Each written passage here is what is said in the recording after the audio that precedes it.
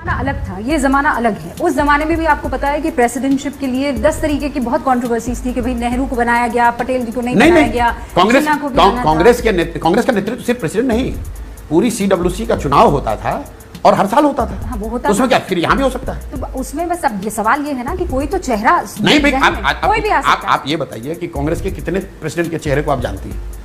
नेहरू तो 2 ही बार रहे होंगे प्रेसिडेंट, बोस 1 बार रहे होंगे, पटेल 1 बार 2 बार रहे होंगे, मतलब इसके अलावा कांग्रेस में 50 लोग उस समय अलग अलग क्षेत्र से लोग, अलग अलग प्रतिभा के लोग चुनकर उसका अध्यक्ष बने। लेकिन उसके बाद वो कांग्रेस बदल गई। हाँ बदल गई, तो लेकिन हम जो जनसुराज हम लोग कर रहे हैं, हम लोग प्रेरित उससे हैं, उस मॉडल से हैं। उस चीज को फिर से पुनर्जीवित करना है। आपको लगता है वो हो जाएगा? भाई लगता नहीं है तो मैं कर क्यों रहा हूं? आपने खुद ही कहा कि प्रशांत किशोर इतने होशियार आदमी है कि बिना सोचे समझे काम नहीं करेंगे। अगर एकदम मॉडर्न हिसाब से इसको मैं कंपेयर करने की कोशिश करूं, हालांकि आम आदमी पार्टी भी इसी तरीके से आई थी ना। नहीं, आम आदमी पार्टी, ये आपकी पार्टी, आम आदमी की पार्टी। आम आदमी पार्टी 2-3 जो मूल फर्क है वो समझिए। पहले तो वो आंदोलन से निकली हुई पार्टी थी, हम लोग आंदोलन से निकले हुए नहीं हैं। जनसुराज आंदोलन से नहीं निकल रहा है, ये समाज के जन जागरण, समाज की जागृति के जरिए निकल रहा है। दूसरा, इसमें कोई ऐसा समूह नहीं है जो ये कह रहा है कि मुझे मालूम है, मैं इसको कर दूंगा, मैं 10 व्यक्ति वो हूं जो सबसे अच्छा हूं, मेरे पास फॉर्मूला है कि कैसे इसको ठीक करना है। मैं अपने हर भाषण में कहता हूं कि एक प्रशांत छोड़ो, अगर 10 प्रशांत किशोर आएगा तब भी स्थिति नहीं सुधरेगी, तुमको सुधरना है। तो ये बिहार के लोग इसको मिलकर बना रहे हैं। कुछ समानता किसी एक स्तर पर, 1-2 स्तर पर, वो तो फिर भाजपा से भी हो सकती है, वो कांग्रेस से भी हो सकती है, टीएमसी से भी हो सकती है, द्रविड़ियन आंदोलन से भी हो सकता है। बिहार, आप माने कि ना माने, जातिवाद यहाँ हमेशा सत्ता में काबिज रहा है। और सिर्फ यहीं की बात नहीं, मैं कह रही हूँ पैन इंडिया आप कहीं भी चले जाइए, किसी भी राज्य में चले जाइए, वहाँ जातियों की बातचीत हो ही जाती है। मंडल, कमंडल, कोयरी, कुर्मी, अति पिछड़ा, MY, इन सब के बीच पांडे जी के बेटे क्या कर लेंगे? पहली बात तो आपने अच्छा किया कि माना कि सिर्फ जाति बिहार में नहीं। देखिए, जाति समाज की एक बड़ी सच्चाई है, पूरे देश में है। और अगर आप राजनीतिक जीवन में कुछ करना चाहते हैं तो आपको समाज के अन्य विषयों की तरह जाति की भी समझ होनी चाहिए। बिना जाति की समझ के आप राजनीति नहीं कर सकते। लेकिन जातियों को समझना है, समझ के उसको, उसका राजनीतिक समायोजन करना एक बात है, और जाति की राजनीति करना वो दूसरी बात है। दूसरा जो इंपॉर्टेंट सवाल पूछा जाना चाहिए वो ये है कि क्या बिहार में जातियों की भूमिका उत्तर प्रदेश या कर्नाटक या गुजरात या आंध्रा से ज़्यादा है या कम है? मेरा ऐसा मानना है कि ऐसा नहीं है, यहाँ पर ज़्यादा नहीं है। जितना जातियों का प्रभाव उत्तर प्रदेश में है, गुजरात में है, कर्नाटक में है, तमिलनाडु में है, उतना बिहार में पूरे हिंदुस्तान में। अब लोग कहेंगे नहीं, ये तो भैया ऐसा नहीं है। आप ये बताइए, बिहार में भाजपा को वोट पड़ा है?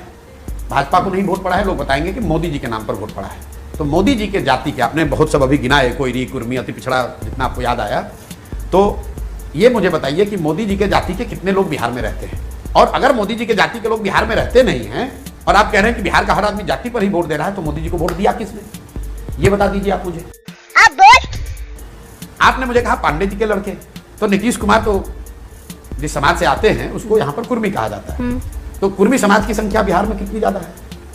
अगर आप सिर्फ नंबर के हिसाब से देखिएगा, तो अगर आप ब्राह्मणों की संख्या जोड़ें तो कुर्मियों से ज्यादा है बिहार में। तो अगर कोई कुर्मी समाज का आदमी बिहार को लीड कर सकता है, तो कोई ब्राह्मण, कोई कुशवाहा, कोई नोनिया, कोई सहनी, कोई मुसहर, कोई पासवान क्यों नहीं कर सकता है? एक मिनट रुकिए, बात पूरी समझ लीजिए। ये जो लोगों ने ये भ्रम फैला रखा है कि अगर आपकी जाति की संख्या नहीं होगी तो आप कैसे चुनाव लड़ोगे, कैसे जीतोगे? तो भाई नीतीश कुमार की जाति की संख्या कितनी है? नहीं, पर जाति की संख्या, जाति की संख्या की बात समीकरण बनाने की बात। हाँ, आप सवर्ण हैं। सुन लीजिए, आप सवर्ण हैं। और यहाँ कहाँ संविधान में लिखा है? कहीं नहीं लिखा है कि सवर्ण, नहीं, कहीं नहीं लिखा है। एक मिनट, आप ये कहाँ संविधान में लिखा है कि सवर्ण राजनीति नहीं कर सकता है या कोई राजनीतिक प्रयास नहीं कर सकता है? मैं तो लालू जी का सम्मान करा रहा हूँ कि भाई लालू जी ने गरीब और पिछड़ों को आवाज दिया है कि नहीं? हाथ उठाकर बताओ। लोग कहते हैं दिया है। मैं कहता हूँ भाई नीतीश के राज में तुमको बिजली मिला है कि नहीं? हाँ मिला है, बताते हैं। मैं कह रहा हूँ भाई मोदी ने तुम्हारे लिए मंदिर बनवा दिया, 4 किलो अनाज बांट रहे हैं, उसके लिए हाथ उठाओ, लोग उठाते हैं। लेकिन इन लोगों ने तुम्हारे बच्चों के लिए रोजगार पढ़ाई नहीं दिया। और ये लोग दोषी नहीं है, इसके लिए दोषी तुम हो, क्योंकि तुम्हें रोजगार पढ़ाई चाहिए नहीं। तुम खाली मंदिर मस्जिद और 4 किलो अनाज पर अपना वोट बेचोगे तो तुम्हारा यही दशा होगा। अच्छा, वोट बेचने खरीदने से पैसे का भी ध्यान आ गया। ये कब आप पैसा कहाँ से ला रहे हैं? अभी तो आप कह रहे थे मैं पैसा लेके इतने लोगों को मैंने जिताया है।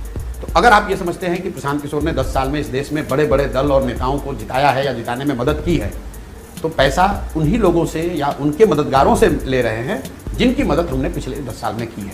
जिनको पता है कि जैसे आपने कहा कि प्रशांत किशोर अगर काम कर रहा है तो कुछ ना कुछ अच्छा ही कर रहा होगा या कुछ सोच समझ के कर रहा होगा, पैसा उनसे मांग रहे हैं। और ये अभियान के लिए मांग रहे हैं। इसमें कोई इतना बड़ा भी खर्चा नहीं है जो कि पैसा इकट्ठा न किया जा सके। पर तो प्रशांत किशोर की आइडियोलॉजी क्या है? मतलब राष्ट्रवादी है कि सेंट्रिस्ट है कि लेफ्टिस्ट है, क्या विचारधारा है? प्रशांत किशोर की जन स्वराज की आइडियोलॉजी जो आजादी से पहले कांग्रेस की आइडियोलॉजी थी, करीब करीब वही आइडियोलॉजी आज के कॉन्टेक्स्ट में आप मान सकते हैं। सिर्फ इसमें गांधी का चेहरा नहीं लगा हुआ है। जो बातें भी Congress stood for in ideological terms before independence, we stand for, by large we stand for that. लेकिन चाहे वो ग्राम स्वराज की बात हो, वो समाजवाद की बात हो, समानता की बात हो, इक्वालिटी की बात हो, अंग्रेजी में अगर कहें तो लेफ्ट ऑफ सेंटर की पोजिशनिंग हो, मूलतः उसी बात को फिर से पुनर्जीवित करने, सिर्फ पुनर्जीवित करना ऑर्गेनाइजेशनल बात नहीं है, उस विचारधारा को पुनर्जीवित करने की बात है जिसमें लोकतंत्र, समानता, समाजवाद, ग्राम की प्रधानता, उस चीज को फिर। आपको लगता है ये तीनों पार्टियां जिनका मैं जिक्र कर रही हूँ, जिनका आप भी जिक्र कर रहे हैं, ये कभी परिवार मुक्त हो पाएंगे? कांग्रेस, चलिए एक एक करके, कांग्रेस कभी परिवार मुक्त हो पाएगी? आज की जो कांग्रेस है उसमें परिवार का, गांधी परिवार का उनका कंट्रीब्यूशन भी है और उनका प्रभाव भी है। उससे वो बिल्कुल अलग, उस परिवार से अलग होकर आज की कांग्रेस की परिकल्पना करना करीब करीब असंभव है। हाँ, टाइम से आप उनको फॉलो भी कर रहे हैं, देख भी रहे हैं एज एन एक लीडर के तौर पर, नरेंद्र मोदी को। कुछ बदलाव आपको दिखा है? कोई परिवर्तन आपको दिखा है? देखिए, एक परिवर्तन जो है, जो कि हम लोग सामान्यतः ध्यान नहीं देते हैं, वो है एज का।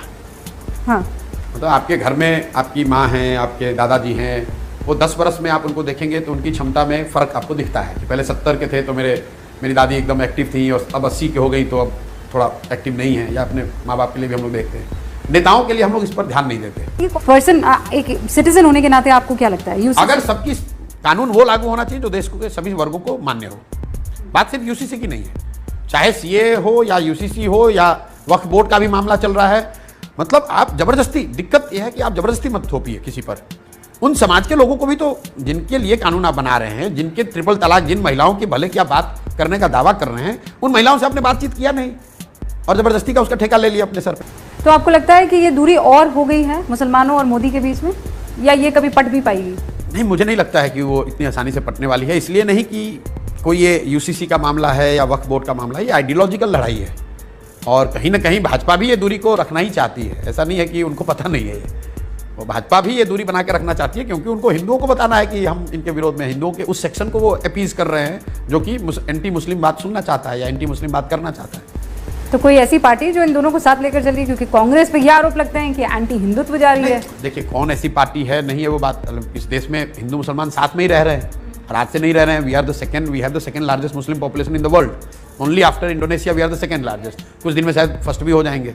तो इतनी बड़ी कौम को आप बिल्कुल साइडलाइन करके नहीं चल सकते हैं। आप कांग्रेस हैं, भाजपा हैं, कोई भी हैं, आपको दोनों को मिलाकर चलना ही पड़ेगा। वैचारिक खींचतान लड़ाई तो चलती रहती है, लेकिन मुझे ऐसा लगता है कि मुसलमानों को ये थोड़ा जरूर भय है इस सरकार को लेकर, मुस्लिम समाज में भय है और उसके लिए वो भय क्यों है इस पर विवाद करने के बजाय सरकार को इसका संज्ञान लेना चाहिए। एंड चूंकि आप सत्ता में हैं, आप पावर में हैं, आप ऊपर हैं, तो आपको वो extra, you have to take that extra step to give confidence to the community कि आपकी भी उतनी ही सरकार है, आपका भी देश उतना ही है, आपके भले की भी उतनी ही बात सोची जा रही है जितने समाज के अन्य वर्गों। तो वो जो ये कहते हैं कि सारी कल्याणकारी योजनाएं अगर अब्दुल के घर पहुंच रही है या ये कहिए आनंद के घर पहुंच रही है तो अब्दुल के घर भी, वो ठीक है, मुसलमान को उससे ऑब्जेक्शन नहीं है।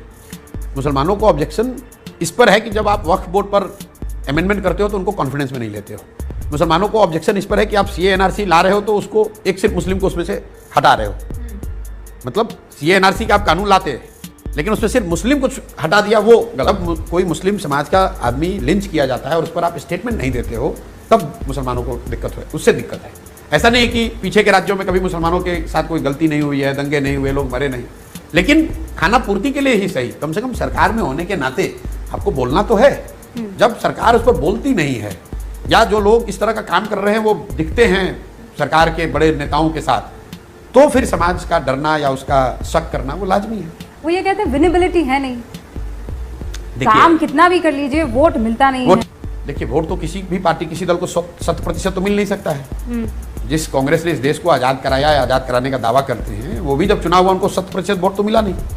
तो जब आप चुनाव लड़ते हैं तो you get vote of a section of society, but when you are in the power, when you rule for the whole, not for the parts. और इसी बात को तो वाजपेयी जी ने कहा, भाजपा के नेता ही ने कहा कि भाई राजा के लिए प्रजा के बीच में कोई भेदभाव नहीं हो सकता है। राजधर्म की जो बात, वो एक लाइन अभी तक बताई चलाई जाती है, यही तो कहा कि भाई राजा के लिए प्रजा में भेद नहीं हो सकता है। जब राजा चुना जा रहा है तो स्वाभाविक है कोई आपके पक्ष में होगा, कोई भी पक्ष में होगा, हर आदमी तो आपके पीछे नहीं होगा। लेकिन एक बार जब आप राजा चुन लिए गए तो फिर आपकी जिम्मेवारी है कि समाज के हर वर्ग को साथ लेकर। ये सब क्या देखना पड़ रहा है? अच्छा है मैं अंधा हूं।